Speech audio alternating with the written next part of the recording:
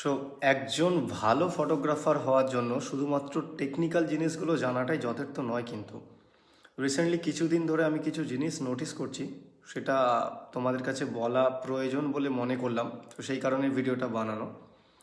প্রথমত, wedding season শুরু হলেই যারা বিগিনার ফটোগ্রাফার রয়েছে বা ইন্টারমিডিয়েট পর্যায়ে রয়েছে, বিভিন্ন রকম পোস্ট করতে দেখি বা স্টোরিজ দেখি যে ব্রাইডের ফেস ভালো নয়, জায়গা ছোট, বিভিন্ন রকম সমস্যা হচ্ছে, সেইগুলো পোস্ট দেখি, স্টোরিজ দেখি। আমার স্টুডেন্টসরাও অনেকে করে ফেলে। সো তাদেরকেও আমি বারণ করি, বা যেটা বলি আজকে তোমাদেরকেও সেটা বলার চেষ্টা করছি। আশা করি বুঝতে পারবে কেন বলছি। তো আমার মনে হয় একজন ফটোগ্রাফার, স্পেশালি ওয়েডিং ফটোগ্রাফারের টেকনিক্যাল নলেজ এবং লাইটিং নলেজ থাকার সাথে সাথেও তোমার মধ্যে কিছু কোয়ালিটি বিল্ড আপ হওয়া দরকার বা বিল্ড করা দরকার। যেমন সিচুয়েশান মেনটেন করার ক্ষমতা, সিচুয়েশান হ্যান্ডেল করার ক্ষমতা, কষ্ট সহ্য করে কাজ করার ক্ষমতা। তো এইগুলো খুব ম্যাটার করে একটা ওয়েডিং কাজে। যারা বিগিনার বা ইন্টারমিডিয়েট হয় তারা এখানেই ভুল করে। তারা প্রথম দিকে কিছু ওয়েডিংয়ে যায় যেগুলো খুব কম বাজেটের ওয়েডিং হয়। সেখানে প্রথমত লোকেশান খুব একটা স্পেস বড় থাকে না, জায়গা ভালো থাকে না, ডেকোরেশন ভালো থাকে না, তারপরে বিভিন্ন রকম সমস্যা থাকে।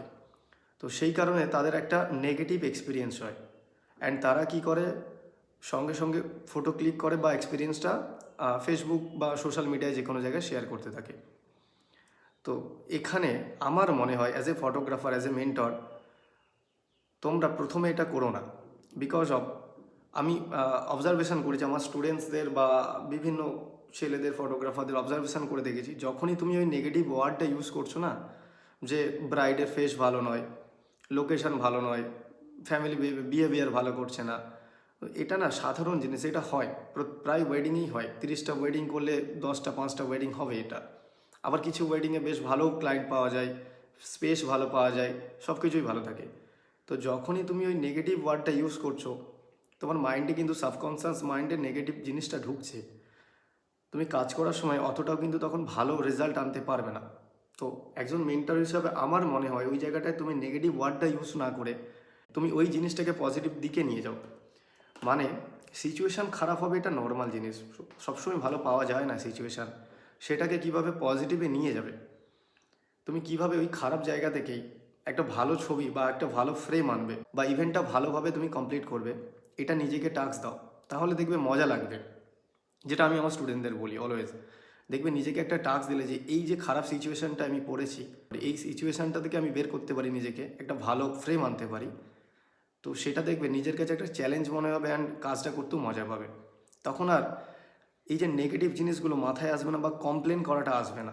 তখন তোমার মধ্যে একটা কোয়ালিটি বিল্ড হবে, যেটা দেখবে যারা প্রফেশনাল ফটোগ্রাফার, এখন প্রফেশনাল ওয়েডিং ফটোগ্রাফার, কোনো দিন দেখবে না যে তাদের ফেসবুক ওয়ালে বা স্টোরিতে কখনো ওই নেগেটিভ জিনিসগুলো পোস্ট আসছে, যে জায়গা ছোট ছিল, ব্রাইডের ফেস ভালো নয়, সিচুয়েশান ভালো নয়। এই ধরনের পোস্ট প্রফেশনালরা কখনোই করে না। বিকজ তারা জানে যে বছরে 30টা 20টা ওয়েডিং হলে 5-10টা ওয়েডিং এরকম হবে, 5-10টা ওয়েডিং খুবই ভালো হবে। তো সেই কারণে কি হয়, আমরা না ওই জায়গাটা ফেস করে এসেছি, আমরাও ভুল করেছি এক সময়। তো সেটাই এক্সপিরিয়েন্স আমাদের তোমাদের সাথে শেয়ার করার চেষ্টা করছি। আমরাও একসময় এটা করেছি, কিন্তু এখন বুঝতে পারি যে জিনিসগুলো ভুল করেছি, ওটা না করলেই বেটার হতো। হ্যাঁ, এখন তোমরা যারা বিগিনার বা ইন্টারমিডিয়েট পর্যায়ে আছো, তোমাদের একটু প্রবলেম হবে এগুলো, যে সিচুয়েশান ভালো নয়, কীভাবে ফটোজ তুলবো, বা ডেকোরেশন ভালো নয়। এটা এটা খুবই নর্মাল জিনিস, এটা হবে। ফটোজ ভালো আসে না, ভালো লোকেশান না থাকলে, ভালো ডেকোরেশন না থাকলে, ক্লায়েন্ট বিহেভিয়ার ভালো না করলে ফটোজ ভালো আসে না, কাজ ভালো হয় না। কিন্তু ট্রেডিশনাল ভিডিও থেকে যখন আমরা সিনেম্যাটিক ভিডিওতে শিফট করছিলাম, এই ফেসগুলো এসেছে। একটা সময় ট্রেডিশনাল ছিল, ফুলের মধ্যে থেকে বর বউ বেরোচ্ছে, এটা ছিল। কিন্তু এখন সেটা চেঞ্জ হতে হতে একটা সিনেম্যাটিক ভিডিওতে রূপান্তরিত হয়েছে। সিনেম্যাটিক ভিডিও বানাচ্ছে মানুষ, ক্লায়েন্টও পছন্দ করছে। তো একটা ফেজ থাকে, সেই ফেজ থেকে আরেকটা ফেজে ট্রান্সফর্ম হয়, মিডিলে কিছু সময় কিছু প্রবলেম হয়। তো এই জিনিসটাও আমার মনে হয় ঠিক হয়ে যাবে। ক্লায়েন্টরাও বুঝছে, এখন অনেক ক্লায়েন্ট আছে যথেষ্ট বোঝে ফটোগ্রাফি, আর্ট ভালোবাসে। তো সব ক্লায়েন্ট সমান নয়, আবার সব ফটোগ্রাফারও সমান নয়। তো তুমি অ্যাজ এ ফটোগ্রাফার, আমার মনে হয় অ্যাজ এ মেন্টর আমি তোমাকে যে সাজেশন দিতে পারি, আমার মনে হয় যে নেগেটিভ জায়গাকে তুমি তোমাকে চ্যালেঞ্জ হিসাবে নাও, তোমার নিজের মধ্যে চ্যালেঞ্জ হিসাবে নাও, অ্যান্ড সেটাকে বেটার করার চেষ্টা করো, সেই জায়গা থেকে ভালো কাজ করার চেষ্টা করো।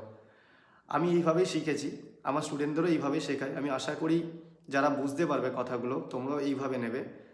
আমার মনে হয় এইভাবে তোমরা যদি কাজ করো তাহলে গত 2-4 বছরের মধ্যেও তোমরা একটা সুন্দর জায়গা তৈরি করতে পারবে অ্যান্ড অ্যাজ এ ফটোগ্রাফার হিসাবে নিজেকে একটা প্রতিষ্ঠিত জায়গায় নিয়ে যেতে পারবে। Thank you so much. আশা করি তোমরা বুঝতে পারছো ব্যাপারটা। Thank you.